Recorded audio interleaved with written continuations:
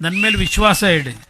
ದೇವೇಗೌಡರನ್ನ ಯಾವ ರೀತಿ ಬೆಳೆಸಿದ್ದೀರಿ, ರೇವಣ್ಣ ಅವರು ಮಾಡಿರ್ತಕ್ಕಂಥ ಕೆಲಸ ನೋಡಿದ್ದೀರಿ. ಇವತ್ತು ರೇವಣ್ಣ ಅವ್ರದ್ದು ಒಂದೇ ನಾನು ಹೇಳ್ತಿರ್ತೀನಿ, ಕಾರಲ್ಲೂ ಈಗ ಹೇಳ್ತಿದ್ದೆ, ಎಲ್ಲ ಮಾಡ್ತೀಯ, ದೇವಸ್ಥಾನ ಕಟ್ಟಿಸ್ತೀಯ, ರಸ್ತೆ ಕೆಲಸ ಮಾಡಿಸ್ತೀಯ, ಯಾವ ಕೇಳಿದ್ರು ಕೆಲಸ ಮಾಡಿಸ್ತೀಯ, ಒಂದೊಂದು ಸಲ ರೇಗ್ತೀಯ ಜನಗಳ ಮೇಲೆ.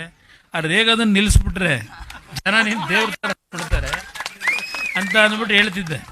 ಯಾಕೆಂದ್ರೆ ನೀವು ಪ್ರೀತಿಸ್ತೀರಿ, ನೀವು ಸ್ವಲ್ಪ ಸಿಟ್ಟಿದೆಯಲ್ಲ, ಸಿಟ್ಟು ಕಡಿಮೆ ಆಗಬೇಕು. ಸಿಟ್ಟು ಕಡಿಮೆ ಆದರೆ ಬಹುಶಃ ನಮ್ಗೆ ಯಾವುದೂ ಸಮಸ್ಯೆ ಇರೋದಿಲ್ಲ. ಅದರಿಂದ ರೇವಣ್ಣ ಅವ್ರಿಗೆ ಆ ಸಿಟ್ಟು ಮಾಡ್ಕೊಂಡಿದ್ದಕ್ಕೆ ನೀವು ಬೇಜಾರು ಮಾಡ್ಕೋಬೇಡಿ ನಾನು ಹೇಳೋದು. ಯಾಕೆಂದ್ರೆ ಅದು 2 ನಿಮಿಷ ಅದು ಮತ್ತೆ ಮರ್ತೋಯ್ತಾನೆ.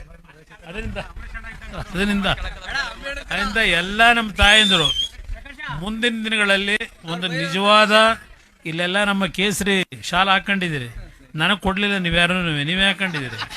ಇದು ಕೇಸರಿ ಶಾಲು ನಮ್ಮ ಧರ್ಮದ ಸಂಕೇತ. ಇದು ನಮ್ಮ ಧರ್ಮದ ಸಂಕೇತ.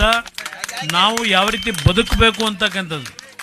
ಇವತ್ತು ನಾನು ನಿಮಗೆ ಒಂದು ಮಾತು ಹೇಳ್ತೀನಿ, ನಿಜವಾದಂಥ ರಾಮರಾಜ್ಯದ ಒಂದು ಆಡಳಿತ ಈ ರಾಜ್ಯದಲ್ಲಿ ಬರಬೇಕು ಅಂದರೆ ಇದೀಗ ತಾನೇ ತಮಾಷೆ ಮಾಡಿ ಆಯ್ತಾಯ್ತು, ತಮಾಷೆ ಮಾಡಿದೆ. ಈಗ ತಾನೇ ಏನು ದೇವಸ್ಥಾನಕ್ಕೆ ಕರ್ಕೊಂಡು ಬೇಡ ಸಾಕ್ಬಿಡೋಣ. ಈಗ ತಾನೇ ದೇವಸ್ಥಾನಕ್ಕೆ ಕರ್ಕೊಂಡೋಗಿ ದೇವ್ರ ಪೂಜೆ ಮಾಡಿಸಿ ಬಂದಿದ್ದೀರಿ. ಆ ದೇವ್ರಿಗೆ ಪೂಜೆ ಮಾಡಿ ಬಂದು ರೇವಣ್ಣ ನಾವೇನು ಕೂತಿದ್ದೇವೆ, ಕುಮಾರಸ್ವಾಮಿ ಅವರು ನಮ್ಮ ಮೇಲೆ ವಿಶ್ವಾಸ ಇಡಿ. ಒಂದು ನಿಜವಾದಂಥ ರಾಮರಾಜ್ಯ ಈ ದೇಶದ ರಾಜಕಾರಣದಲ್ಲಿ ಕರ್ನಾಟಕದಲ್ಲಿ ಪ್ರಾರಂಭ ಆಗಬೇಕು ಅನ್ನೋದು ನಿಮ್ಮೆಲ್ಲರ ಹೃದಯದಲ್ಲಿದ್ದರೆ, ನಿಜಕ್ಕೂ ರಾಮನ ಬಗ್ಗೆ ನಿಮಗೆ ನಂಬಿಕೆ ಇದ್ದರೆ, ಒಂದು ಅವಕಾಶ ಈ ಬಾರಿ ಸ್ವತಂತ್ರವಾಗಿ ಸರ್ಕಾರ ಮಾಡ್ತಕ್ಕಂಥ ಶಕ್ತಿನ ನೀವು ದಾರಿ ಹಿರೀರಿ. ಅದು ಯಾವ ರೀತಿ ರಾಮರಾಜ್ಯ ಮಾಡ್ಬೋದು ಅನ್ನೋದನ್ನು ನಾನು ತೋರಿಸ್ತಾ ಇದ್ದರೆ ಮತ್ತೆ ನಾನು ರಾಜಕೀಯಕ್ಕೆ ಬರಲ್ಲ. ಇವತ್ತು ದೇವಸ್ಥಾನದ ರಾಮದೇನು ಆಂಜನೇಯ ಸ್ವಾಮಿಗೆ ಪೂಜೆ ಮಾಡಿ ಬಂದಿದ್ದೇನೆ. ನಿಮಗಿನ ತಾತ್ಕಾಲಿಕ ಮೆಚ್ಚಿಸ್ಲಿಕ್ಕೆ ಈ ಮಾತು ಹೇಳ್ತಿಲ್ಲ.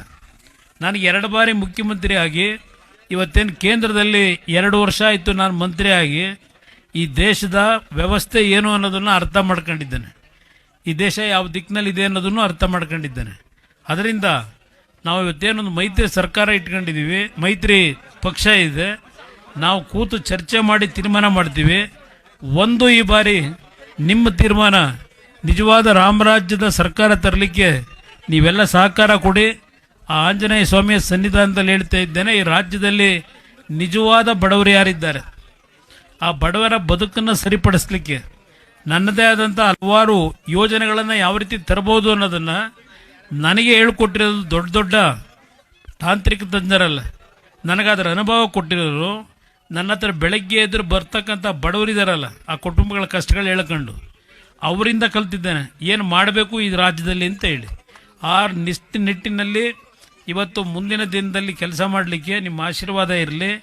ಈ ನಿಮ್ಮ ಪ್ರೀತಿ ವಿಶ್ವಾಸ ನಾನು ಬೆಲೆ ಕಟ್ಟೋಕ್ಕಾಗಲ್ಲ. ಆ ರೀತಿಯ ಒಂದು ಪ್ರೀತಿ ವಿಶ್ವಾಸ ಏನು ಇಟ್ಕೊಂಡಿದ್ದೀರಿ, ನಿಮ್ಮ ಋಣ ತೀರಿಸ್ತಕ್ಕಂಥದ್ದಕ್ಕೆ ನಮ್ಮ ಬದುಕಿರೋದರಲ್ಲಿ ನಿಮ್ಮ ಋಣವನ್ನು ತೀರಿಸ್ತೀವಿ.